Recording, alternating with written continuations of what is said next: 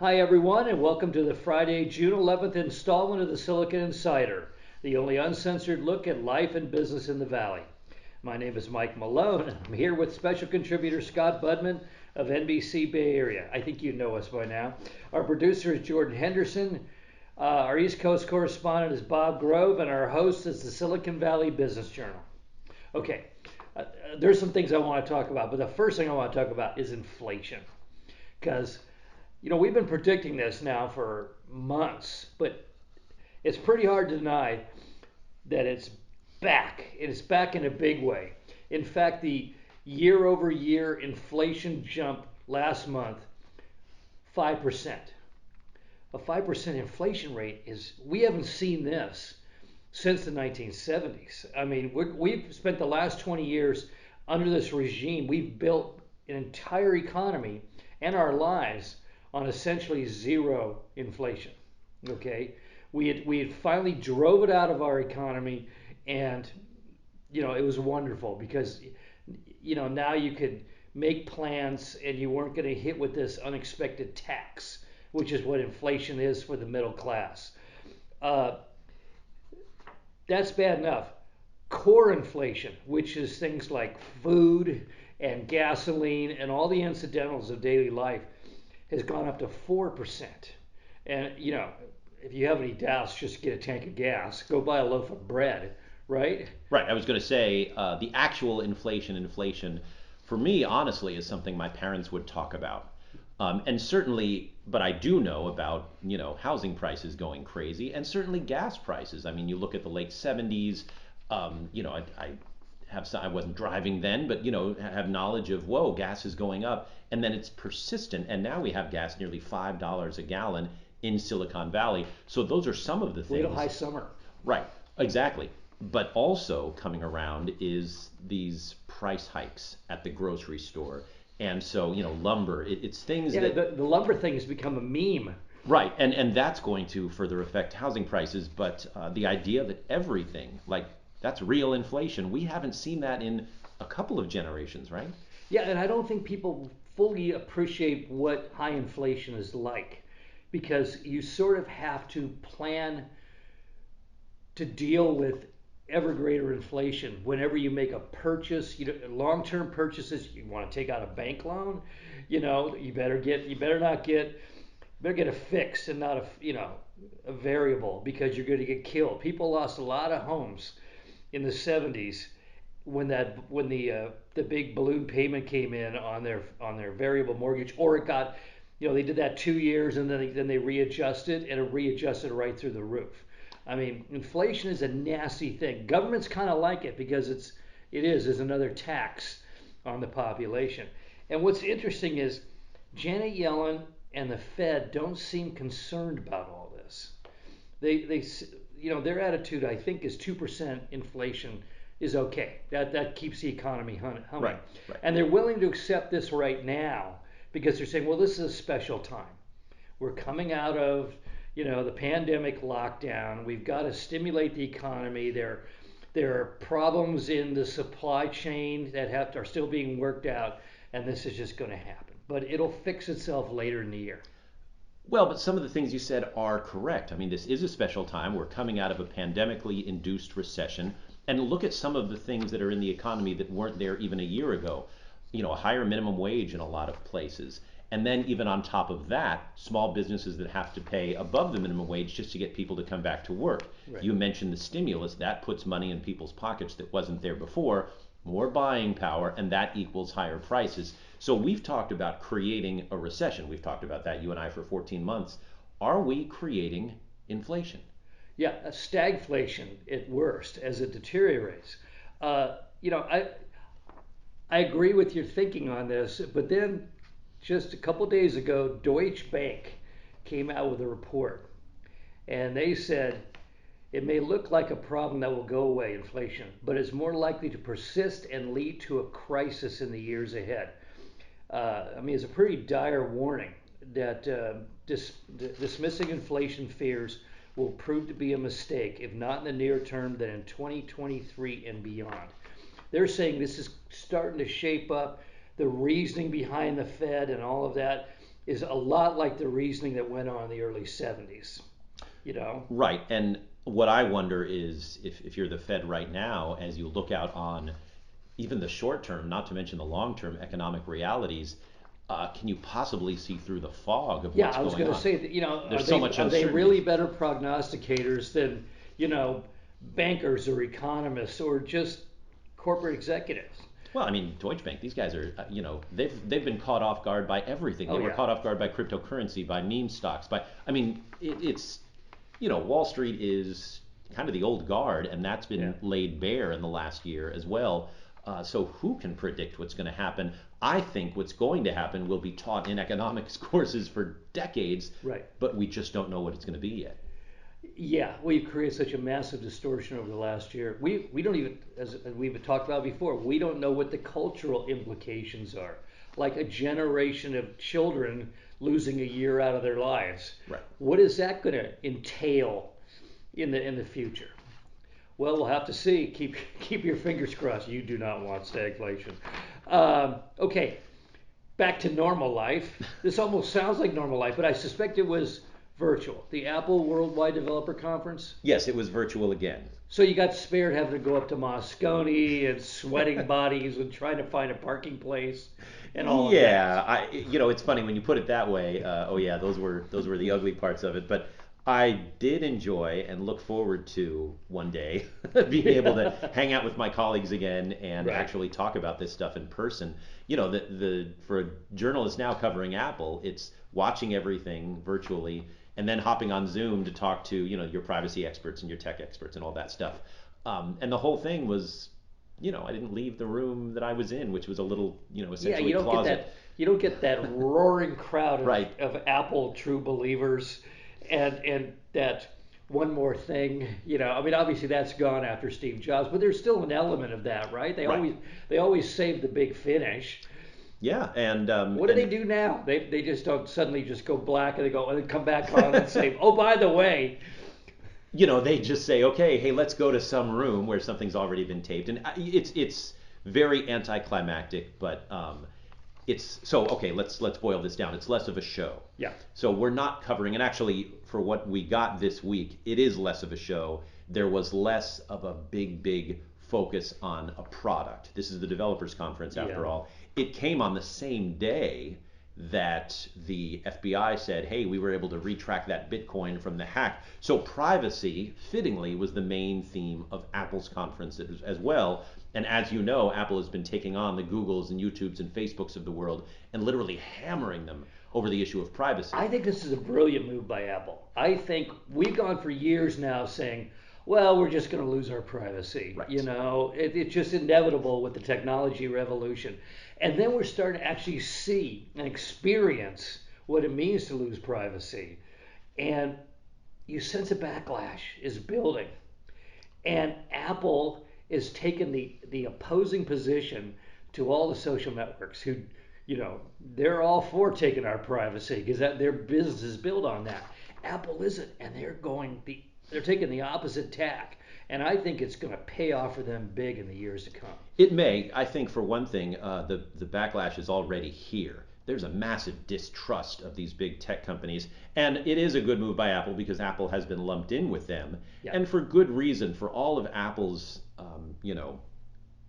indications and talking about, hey, we're the privacy company. I mean, this is the company, after all, that makes the iPhone, which tracks us, Yeah.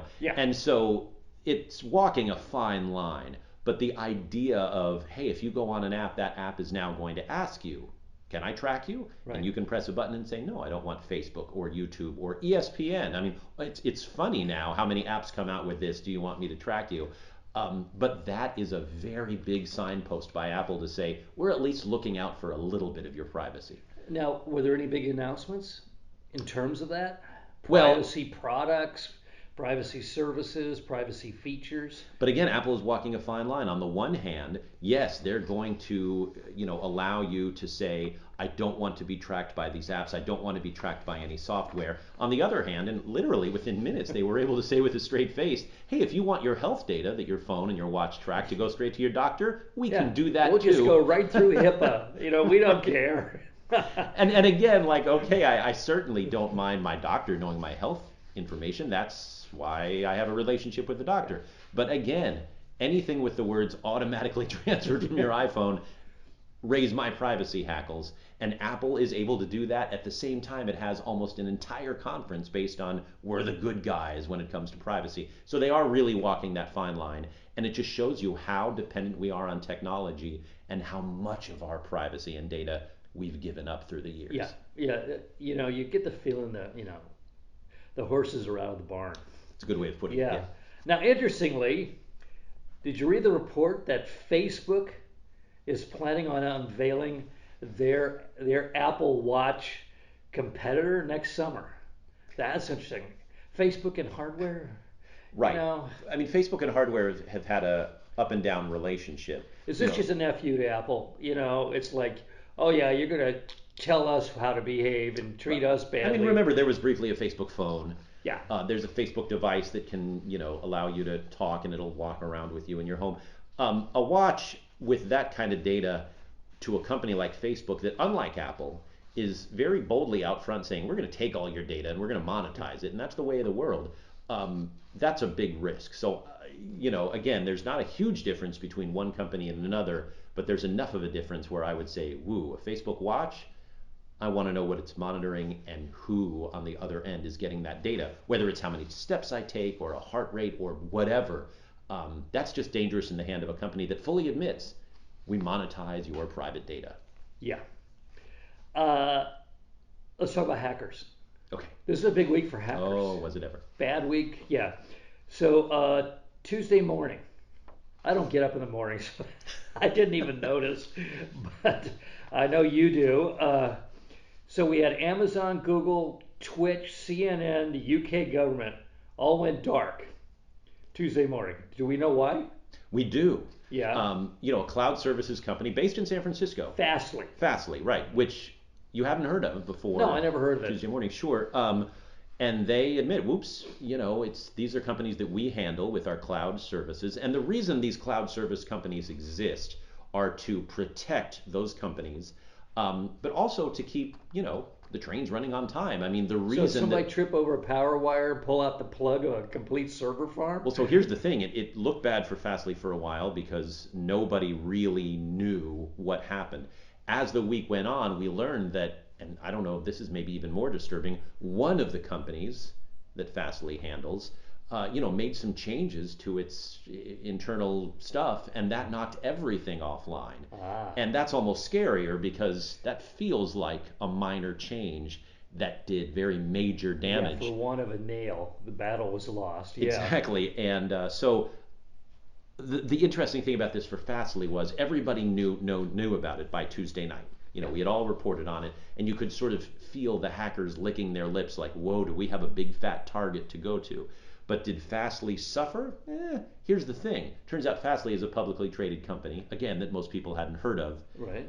In the worst day, you could say, of its corporate life, the stock went up 11% because all these investors said, whoa, there's a very important company that handles Amazon and Twitch and CNN. And So this is the Dutch Schultz rule.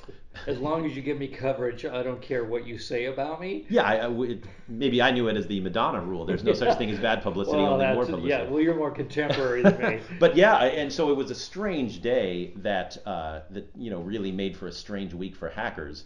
Here's the other big story. Yeah.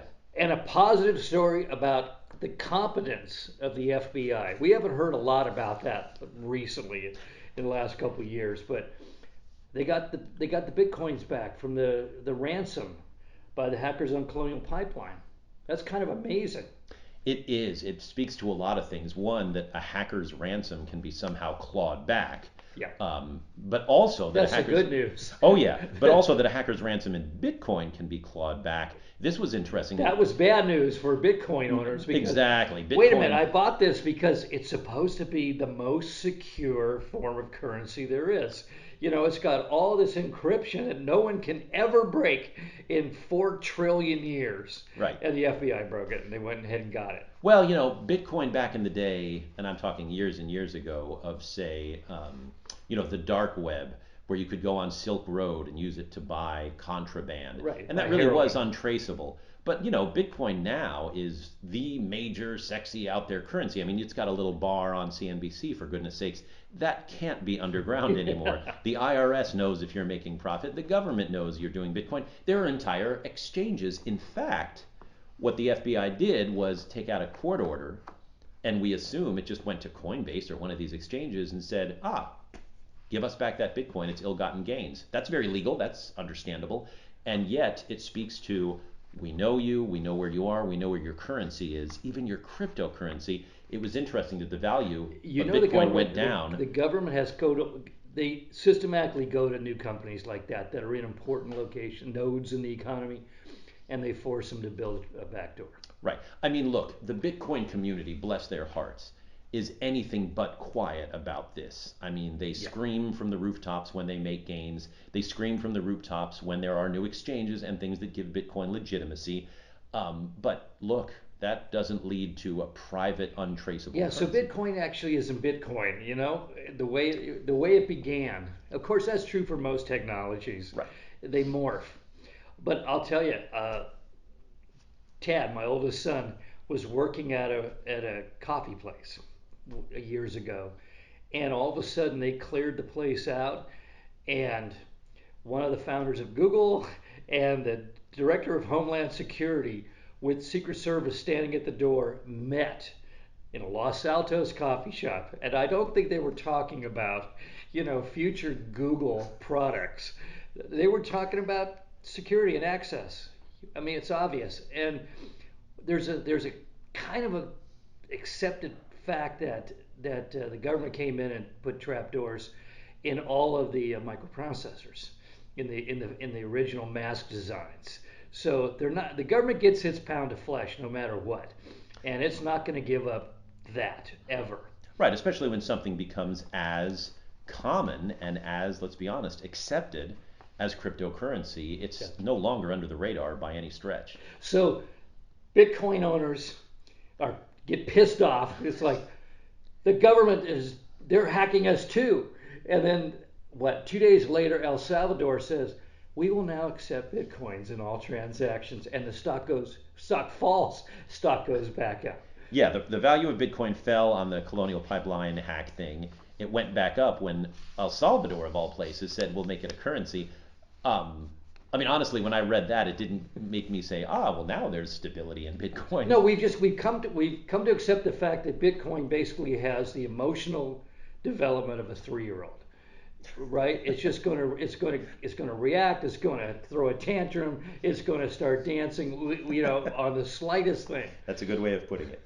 Okay. So now it's accepted in El Salvador, which is great, I guess, Yeah. because again, everything that gives this legitimacy not only is good for the crypto community and there's more choice, etc., but it also, again, brings it out into the open. Forces to grow. Bad news if you're a hacker dealing in crypto, Yeah. but good news if you want a currency that at least people can understand and learn more about. Yeah. Okay. Grove sent this one along. There's a company called SI5. So it's Silicon 5 Inc. Right. It's a startup. Designs semiconductors. Interesting. Because remember we were saying, Intel's big plan of building a lot of fabs and all that and going to manufacturing may be hitting a roadblock down there because everybody else is building fabs. What they should be doing, I think Rich Goldman mentioned this, they should go back to their core strength, which is design, design, design. Well, it looks like SI5 has a very interesting takeover proposal from Intel. Yeah, and this is what needs to happen if a company like Intel is to get relevant again. I mean, you look at semiconductor design, this is why some of those formerly small companies have gotten bigger. And Intel has been in this. I think it bought Altera some time ago. That's programmable logic because they have to do something differently. And as we talked about, I think just last week, they have to do something faster to catch up with demand. And, if that means a different kind of design, what's $2 billion to Intel, which is really facing an uncertain future right now. Let's see if it is $2 billion, because apparently that's provoked a lot of interest from other companies too. Okay. I think the founders of SI5 are going to get very, very wealthy very soon. Okay, Jeff Bezos. is stepping down July 5th officially as CEO of Amazon, the company that made him the richest in the world. That's right. Uh, so what do you think? What happens? I want to discuss what happens to Amazon after Bezos, and then what happens to Bezos after Amazon. Right. This is interesting if you're talking about the legacy of a super wealthy CEO. We're sort of getting this in real time right now with Bill Gates. Yes. You know, what was a generation ago the Amazon of the world? It was Microsoft. I mean, all of a sudden there had been software, Right. but there had never been Microsoft. No. And Microsoft created and carved out an entirely, it was irreplaceable, indispensable. It made so much money. Remember the whole Wintel thing Yeah. with Intel? And Bill Gates became the richest human on the planet. And then he said, okay, there's a new legacy. Let's go into healthcare and third world nations and climate change. And then at the same time, much more recently, there's some awkwardness with the post-divorce thing and Yes. was he treating women badly at Microsoft and all this. So you sort of look at that and you wonder if Bezos faces something similar. There was online If shopping. he's jumping too. Right, but there was never an Amazon. Amazon changed the world Yes. under Jeff Bezos, and so now he's going off, and he clearly has another legacy in mind. It seems to be And space travel. he's already had his marital scandal. Right, and that was reasonably small. Yeah. No one has stepped forward, as far as I know, and said Bezos harassed women at work, or was a serial philanderer, or anything like Right. that, or dealt with Jeffrey Epstein. But it's early, right? Yeah. But Dave's still young. Yeah, It took 10 years for the Gates stuff to get out. right, and it happened after Gates had saved all these lives and raised all this money. So there's no cushion to what you've done before, if we've learned anything. And so yeah, the jury is a bit out on Bezos beyond being a tycoon billionaire. Well, does Amazon still do well? I mean, we say Microsoft is doing great, but it didn't do great for about 10 years, Right. literally, after Gates stepped down. Right, Gates stepped I mean, down. think of it. How many companies do you know that did really well after the founder left? I mean, Right. even Apple, the first time Jobs left, got into trouble. Well, I was going to say Apple did great. Jobs left. It became all but irrelevant. And then someone else became CEO. Oops, no, it wasn't someone else. It was Steve Jobs again. And then the company soared to new heights. But Cook has done a good job. Right. Jobs passes Right. away. Everyone says, "What's up with Apple?" And boy, were they wrong if they left Apple. Right. Because Tim Cook has done an incredible I job. mean, Intel did it. I mean, Noyce stepped down, Grove stepped in. That was fine. HP, no. No. I mean, Yahoo, no. Yahoo, no. Google, yes. Google has done it with a Yes. series of CEOs, and again, look at Microsoft. Microsoft lost relevance for a while. Post Gates, Steve Ballmer did what he could, but it was just not a relevant company. Satya Nadella has literally turned things around and become now the Yes. second most valuable company in the world. So Amazon, the difference between Amazon and the other companies we just mentioned is Amazon is riding high as Bezos steps down. So there's no, I mean, we don't know It's if not there's. aging, but it does have some internal problems Well, yes. in terms of labor. Right. I mean, everything else is going on, all 12 cylinders, but labor seems to be that problem is not going to go away. No, it won't. And I think that's what Amazon should be dealing with right now. Because think of the legacy of this company. I mean, it changed everything. It enriched a lot of people. It made shopping, one click simple. But it's stained still by the way it treats its workers, which is a shame, not just because the workers are being treated badly, but it's a shame because here's a company that makes quadrillions of dollars that could, you think, easily solve this problem and make those, make things right with its employees without going out of business, certainly. So it would be interesting to see if the new CEO addresses that. But boy, Amazon is, like you say, firing on all cylinders these days. Okay, now let's talk about Bezos after Amazon. I got a funny note from Bob Grove. Again, he said, "What are the odds that Jeff Bezos will still be around by Labor Day?" And I said, "What do you mean by that?" He says, "The Bond villain mega yacht, he's going into space." Right. Now, he's not going a long ways into space, but he's going to be in near space in a rocket for what, 14 minutes in the outer atmosphere? That's a pretty high risk, you know, deal. That's not a cakewalk. Well, And and you know, something you I could. think we've become accustomed to astronauts going up again. Right. But remember, I remember interviewing James Burke, the guy who did Connections and all that, and he was the BBC's Apollo correspondent.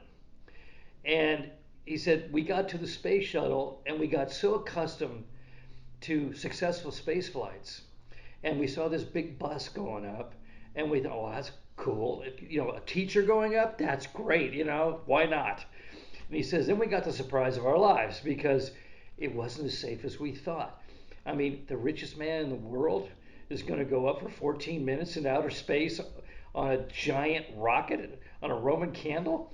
That's, Well, right. That's why he can't still be Amazon's CEO. yeah. Not sure which is the chicken and the egg of I've got to step down and I want to go into space Right. On a risky Yeah, journey. I But don't one think of the others. executive insurance companies would be real happy about that. No. You need someone in place stable before you do that. So his legacy is clearly I'm not just going to go hang out on my $500 million yacht. In fact, I'm going to risk my life in my other world, which is space travel. So did he actually create a rocket company just for himself, just for this moment? No, I don't think so. I think he, like many of these super rich space guys, is thinking space travel or space exploration or business in space. And, I understand the criticisms of, hey, rich guy, take care of things on your own planet first. But there's no denying, I feel it myself, the lure of looking Oh, through a telescope, the amazing things that we've done with NASA and with Blue Origin look, and with SpaceX. if It's amazing. if you got a call tomorrow from NASA and said we want you to go into space for 15 minutes, it's pretty risky. You could die, but come on, wouldn't you go? Yeah, I mean, I go. I go in a heartbeat. it would be hard to My say kids no. are grown. Right. Well, You know? mine aren't quite, but yeah, I mean, I can see and understand the pull. And I'm not a billionaire tycoon who has already done everything in business that can possibly be done and am retiring. So for Bezos, it's really putting his, I don't know, life where his money is. Well, assuming he lands successfully, Right. and assuming that the yacht doesn't capsize or get taken over by terrorists or something, what does he do for the next 20 years? He's not an old man. No, and we don't know, unlike we In did. fact, he's so jacked up, he looks younger than he did 20 years ago. No, right. That's, I think, part of the whole Bond villain Yeah. persona. Unlike Bill Gates, who was already involved in the Gates Foundation and third world stuff by the time he left Microsoft, we really don't know what Bezos is aiming for. And he, much like Larry Ellison, they've got this sort of tycoon thing, but unlike so many, they haven't said, okay, so much of my money is going to go towards helping this, whether it's climate change or third world health. And so you're sort of waiting for that. Bezos has made some inroads, actually, in climate change, but we don't know exactly what he's going to do. He hasn't been as forthright as Bill Gates. But yeah, maybe he comes down to earth and says, okay, I've done that fantasy. Here's what I'm going to spend the rest of my life doing. Who knows? Well, I think sometime around Thanksgiving we're gonna learn what Jeff Bezos has planned for us and himself for the next 20 years. Maybe he'll, step off the yacht once in a while and teach a class at Stanford or Yeah, something. there you go. Who wouldn't want that? That's it for now, folks. You can find us on the Silicon Valley Business Journal homepage, as well as on Spotify, Anchor, Google Podcasts, Apple Podcasts, and YouTube. Have a great weekend. We'll see you next week. Bye-bye.